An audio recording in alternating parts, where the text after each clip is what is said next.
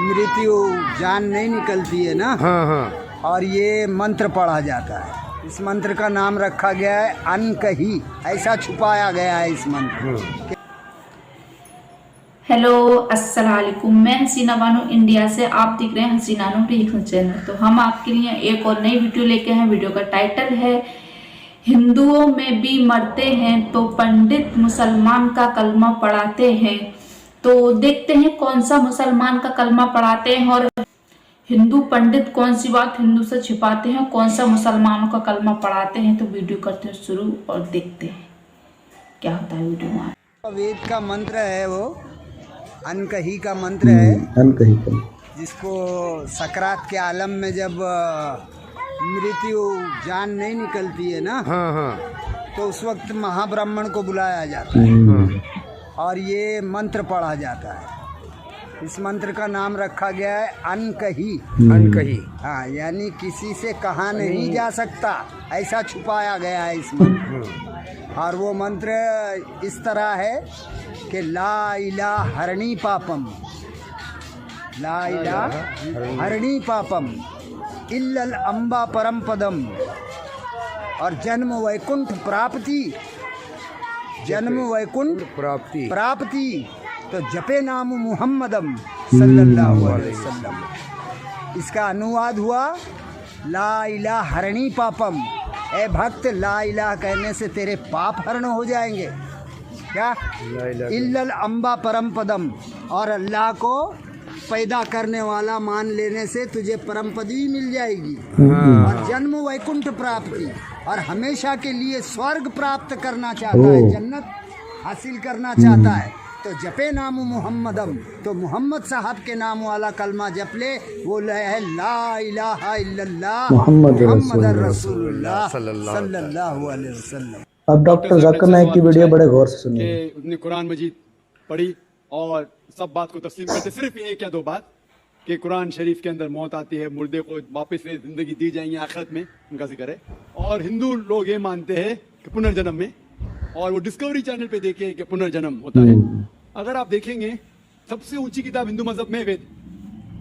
अगर आप पढ़ेंगे पुनर की मानी क्या, पुनर संस्कृत में मतलब नेक्स्ट, अगेन, वापस से, और एक पुनर की मानी नेक्स्ट।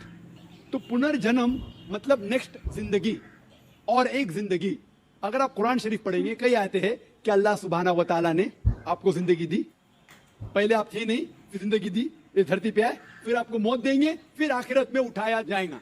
आप जो कर रहे मुर्दों को जान दी जाएंगी आखिरत में, ये हम मानते हैं कि एक बार हम इस धरती पे आते, नेक्स्ट लाइफ इज आखिरत। उसी तरीके से वेद में भी जिक्र है अबाउट पुनर्जन्म, नेक्स्ट लाइफ, सेम हूबहू जिस तरीके से कुरान में लिखा हुआ है। लेकिन आम हिंदू मजहब के जो गुरु है, स्वामी हैं, इन लोग जब ये जानने लगे, एक उनको कठिनाई पेश आई। वो देखने लगे कि कई इंसान जब पैदा होते हैं with congenital defects, heart problem, heart defects, limb problem, कोई अमीर पैदा होता है, कोई गरीब पैदा होता है। तो भगवान he can not be unjust. भगवान अनजस्ट नहीं हो सकता है कि कोई इंसान को हेल्दी पैदा करता है सेहत के साथ, कोई इंसान को कंजेनाइटल दिल की बीमारी से पैदा करता है, कोई इंसान को अमीर घर में पैदा करता है, कोई इंसान को गरीब घर में। तो भगवान अनजस्ट नहीं हो सकता है, ना इंसाफ नहीं हो सकता। तो ये जो स्वामी लोग हैं, इन लोग ने एक नई चीज निकाली, संस्कारा। हिंदू मजहब में कहते हैं संस्कारा, जो इंग्लिश में कहते हैं cycle of birth and rebirth, transmigration of soul. अंग्रेजी में कहते हैं ट्रांसमाइग्रेशन ऑफ सोल, क्योंकि आप डॉक्टर है, आप जानते होंगे। ट्रांसमाइग्रेशन ऑफ सोल अंग्रेजी में कहते हैं, संस्कृत में कहते हैं संस्कारा, birth death, birth death, birth death. कहीं भी वेद में नहीं लिखा हुआ है कि birth death, birth death, birth death, कहीं भी वेद में नहीं लिखा है। चैलेंज है मेरा, ये इन लोग को मिलता है भगवत गीता के श्लोक से। भगवत गीता का श्लोक चैप्टर नंबर 2 में, वर्स नंबर 22 में, उसमें लिखा हुआ है कि जब कोई शख्स अपने कपड़े निकालता है तो वो नए कपड़े पहन लेता है। उसी तरीके से रूह एक नई जिस्म में जाती है। और ये भद्यांकर उपनिषद में भी इसका जिक्र है, आप पढ़ेंगे कि when a caterpillar climbs up the grass of blade, he jumps to a new grass. Same way the soul takes a new body. जिस तरीके से कैटरपिलर घास के ऊपर चढ़ता है और दूसरे घास पे जाता है, उसी तरीके से रूह एक नई बॉडी के अंदर जाता है। तो इस श्लोक के बुनियाद पर इन लोग ने एक फिलॉसफी पैदा की संस्कारा, कि इंसान जो कर्म के बेस के ऊपर, कर्म और धर्म की फिलॉसफी, कर्म मतलब अच्छे कर्म करोगे धर्म के हिसाब से तो अगले जन्म में आप अच्छे पैदा होंगे, अगर आपके कर्म बुरे होंगे तो अगले जन्म में आप हो सकता है कि लूला पैदा होंगे या लंगड़ा पैदा होंगे। और जो कहते हैं कि आप इंसान 7 बार बनेंगे, ये कौन कहता है? वेद नहीं कहती, ये स्वामी जी लोग कहते हैं, कोई वेद में कहीं लिखा नहीं। क्योंकि उनको ये नहीं कह सकते थे कि इंसान क्यों गरीब पैदा होता है, क्यों अपाहिज पैदा होता है, उनकी सोच कम थी, इसीलिए नई फिलॉसफी लेके आए, ट्रांसमाइग्रेशन ऑफ सोल। आप तो डॉक्टर है, मैं भी डॉक्टर हूं, आपने कहीं मेडिकल साइंस बुक में पढ़ा हुआ है कि इंसान इस दुनिया में जन्म लेता है? कभी नहीं। क्या फिजियोलॉजी में पढ़ा, क्या एनाटॉमी में पढ़ा? अगर ये साइंटिफिक फैक्ट होता था तो हम मेडिकल कॉलेज में पढ़ते थे कि इंसान नए जन्म लेता है, हम कभी भी नहीं पढ़े। इससे ये साबित होता है कि साइंस इसको तस्लीम ही नहीं करती। जो आप कह रहे डिस्कवरी चैनल में देखा, जो आप कह रहे हैं, अगर ये हक होता था तो हमारे साइंटिफिक बुक में भी ये लिखा होता। तो ये कहना कि साइंटिफिक प्रूफ है कि हम जन्म लेते हैं, बिल्कुल गलत है। इस्लाम जो इसका जवाब देता है वो है कि इस्लाम तस्लीम करता है कि अल्लाह सुब्हाना व तआला कुछ लोग को अपाहिज पैदा करता है, कुछ लोग को अच्छी सेहत देता है, कुछ को गरीब, कुछ को अमीर। इसकी वजह है कि अल्लाह ताला फरमाते हैं सूरह मुल्क में, सूरा नंबर 67 आयत नंबर 2 में, अल्लज़ी खलक़ल मौत वल हयाता, अल्लाह सुब्हाना व तआला ने मौत और जिंदगी बनाई ताकि आप लोग को जांच सके, आप लोग का इम्तिहान ले सके, आप लोगों में से कुछ लोग अच्छे हैं। ये जांच पड़ताल करने के लिए ये जिंदगी हमारे लिए इम्तिहान है। और अल्लाह ताला फरमाते हैं सूरह अनफाल में, सूरा नंबर 8 आयत नंबर 28 में, कि आपके बच्चे और आपकी जायदाद आपके लिए फितना है। आपकी जायदाद और आपके बच्चे आपके लिए टेस्ट है, आपके लिए इम्तिहान है। अल्लाह ताला कुछ लोग को गरीब घर में पैदा करता है, कुछ लोग को अमीर। जो लोग अमीर है उनके लिए इम्तिहान है कि वो ज़कात देते क्या नहीं। जैसा कि मैंने कहा मेरी तकरीर में, तीसरी बुनियादी बात इस्लाम में है ज़कात। जिस शख्स के पास 85 ग्राम से ज्यादा सोना है या उसके मुकाबले में धन है, उसको 2.5% ज़कात देना फर्ज है। जो आदमी अमीर है, कुछ अमीर लोग बराबर ज़कात देते, कुछ लोग आधा देते, कुछ लोग देते नहीं। तो अमीर इंसान को शायद 100% मार्क्स मिले या 50% मार्क्स मिले या 0% मिले। वो गरीब इंसान को ज़कात में तो 100 मार्क्स मिलता है, 100 आउट ऑफ 100, उसको ज़कात देना ही नहीं। हम कहते रहे बेचारा गरीब इंसान है, लेकिन असल में देखे जाओ तो उसको उस इम्तिहान में, गुर्बत के इम्तिहान में 100% मार्क्स मिले। आप समझ रहे? इसी तरीके से अल्लाह ताला कहते हैं कि आपके बच्चे आपके लिए इम्तिहान है।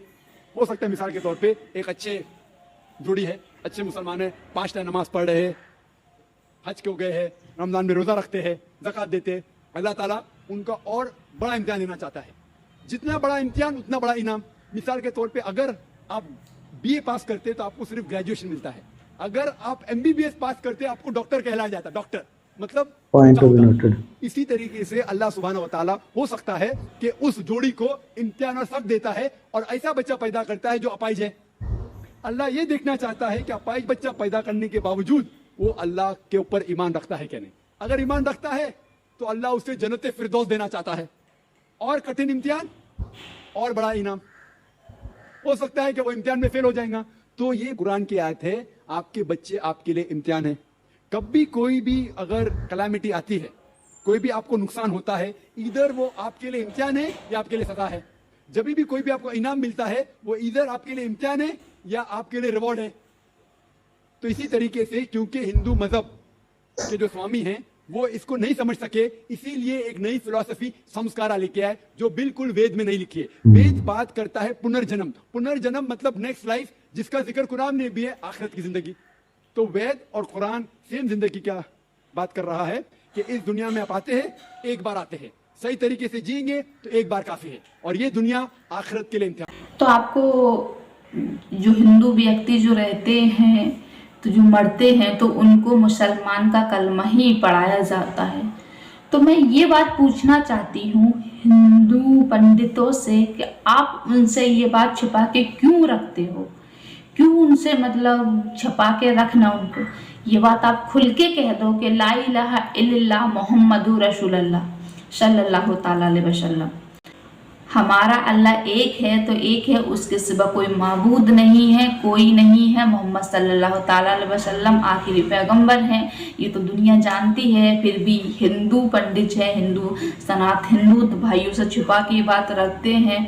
तो डॉक्टर जाकिर नाइक की वीडियो कैसी लगी और उस व्यक्ति का आपको ये वीडियो कैसी लगी, वीडियो अच्छी लगी हो तो लाइक शेयर कमेंट, चैनल को सब्सक्राइब करना। मिलते हैं कल की वीडियो में, जब तक के लिए अल्लाह हाफिज।